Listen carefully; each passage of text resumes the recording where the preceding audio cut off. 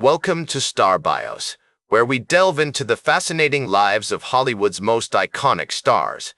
Today, we're shining the spotlight on the one and only Marilyn Monroe. With her captivating smile, vivacious personality, and undeniable talent, Marilyn Monroe has become an enduring symbol of Hollywood's golden age. As we explore the early life of Marilyn Monroe, we find ourselves in Los Angeles, California, on June the 6th, where she was born Norma Jean Mortensen at the Los Angeles General Hospital. Her mother, Gladys Pearl Baker, a flapper and a film negative cutter, was just 24 years old at the time. Marilyn's father, Martin Edward Mortensen, a Norwegian immigrant and a baker, was not present at her birth and would later deny paternity. Marilyn spent her early childhood in foster care, bouncing between various homes in Los Angeles, including the humble abode of Albert and Ida Bolender in Hawthorne, California. The Bolenders, who were paid $5 a week to care for Marilyn, provided a stable and loving environment, but it was not until she was 7 years old that she moved back in with her mother.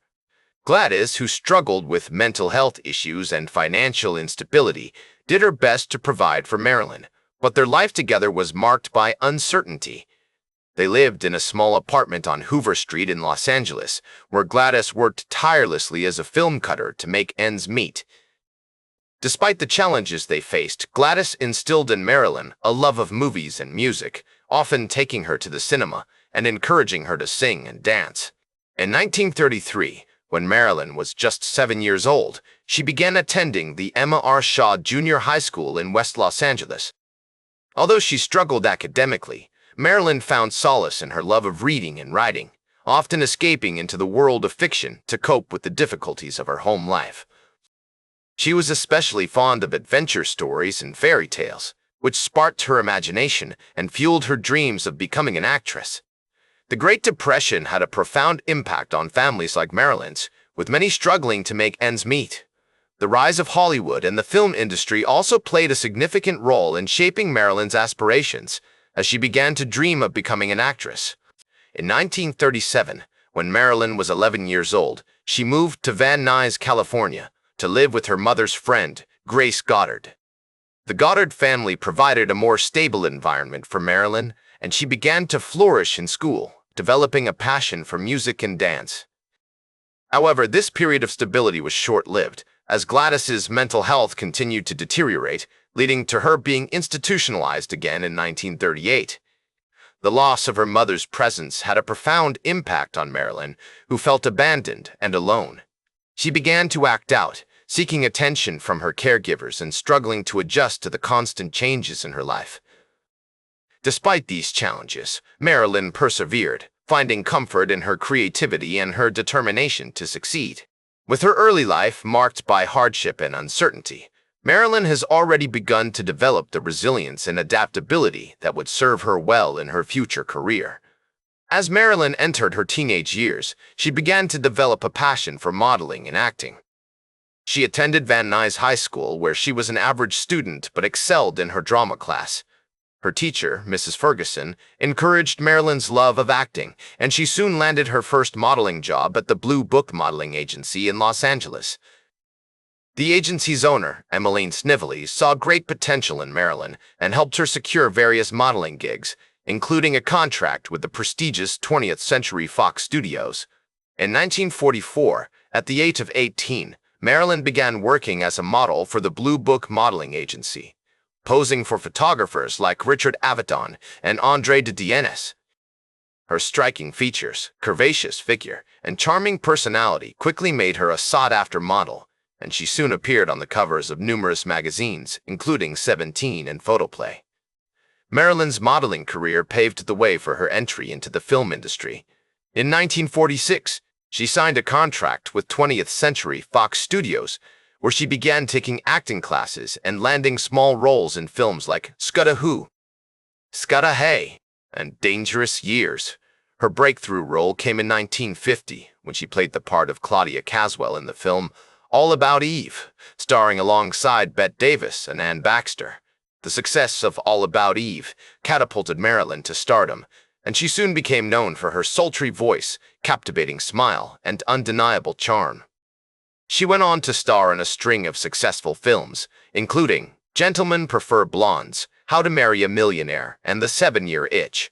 Her performances earned her critical acclaim and numerous awards, solidifying her position as one of Hollywood's most beloved actresses.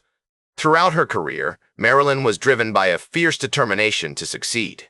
She drew inspiration from her early life experiences, using them to inform her performances and connect with her audiences on a deeper level.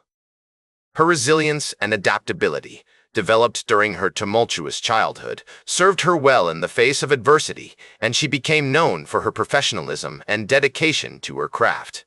She was a true icon of Hollywood's golden age, inspiring countless young women with her confidence, creativity, and unapologetic individuality.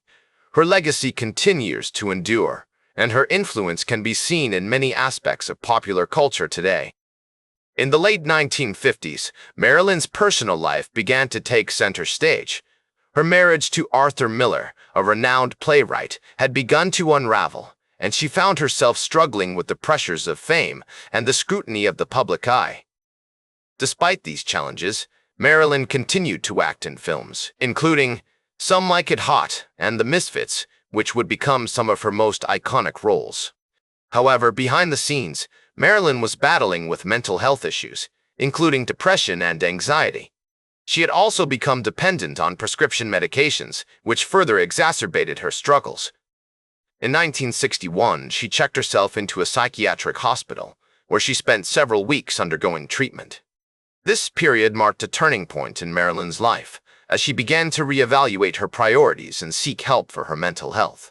One of the most significant events in Marilyn's later life was her relationship with President John F. Kennedy. The two had met at a dinner party in 1961, and their friendship soon blossomed into a rumored romance. While the details of their relationship remain unclear, it is known that Marilyn was deeply infatuated with the president and saw him as a source of comfort and validation. Tragically, Marilyn's life was cut short on August 5, 1962, when she died from an overdose of barbiturates in her home in Brentwood, California. The circumstances surrounding her death remain shrouded in mystery, with many theories emerging over the years. Despite the controversy, one thing is certain: Marilyn Monroe's legacy has endured long after her passing.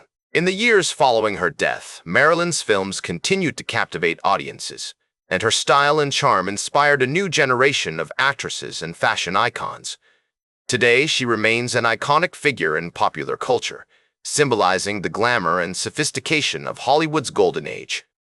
Her impact extends beyond the silver screen, too, as she continues to inspire women around the world with her confidence, creativity, and unapologetic individuality. Despite facing numerous challenges and setbacks, she remained a true Hollywood legend, leaving behind a legacy that continues to captivate audiences today. That's all for today's Star Bios. Remember to like, share, and subscribe. And until next time, I'm Casey Gold reminding you to keep shooting for the stars.